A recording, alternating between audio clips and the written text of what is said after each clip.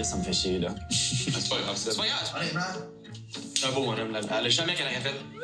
Non, je sais. Moi, j'ai l'impression qu'elle m'ouvrait pas la porte. Fait comme, je forcerais pas les choses non plus. Tu as probablement vu la game de vérité-conséquence entre les candidats et candidates. On aimerait parler de la situation qui s'est passée entre Sébastien et Laurie. Avec consentement, embrasser une personne du sexe opposé à l'endroit de ton choix, au-dessus des épaules. J'ai dit ton consentement.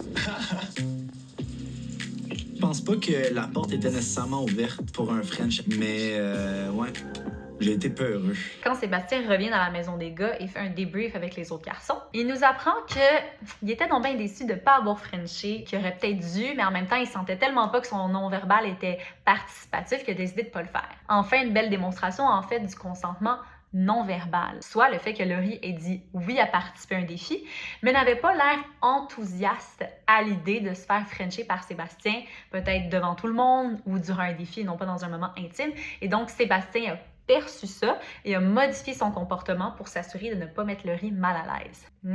Sauf que, quand Jérémy retourne à la maison, les gars n'étaient pas tout à fait d'accord, et particulièrement Arnaud. Vous êtes nuls, si vous êtes nuls. Je l'ai regardée, puis OK, je suis juste à côté d'elle, puis comme, elle restait droite au lieu de genre venir vers moi, fait que je suis comme, OK, Mais tu as donné son consentement. Elle s'est pas dit, oh yes, vraiment rassé dans le cou. Ce qui a amené Sébastien à même remettre en question, en fait, son respect du consentement de Laurie. Il s'est peut-être dit qu'il aurait dû foncer, il aurait dû embrasser. Et là, c'est là que mes cheveux ont hérissé. C'est pas parce que Laurie a dit oui à participer au défi qu'elle a dit oui à tout. Si on sent qu'une personne n'est pas à l'aise avec certaines actions, ben on n'est pas obligé de tout faire.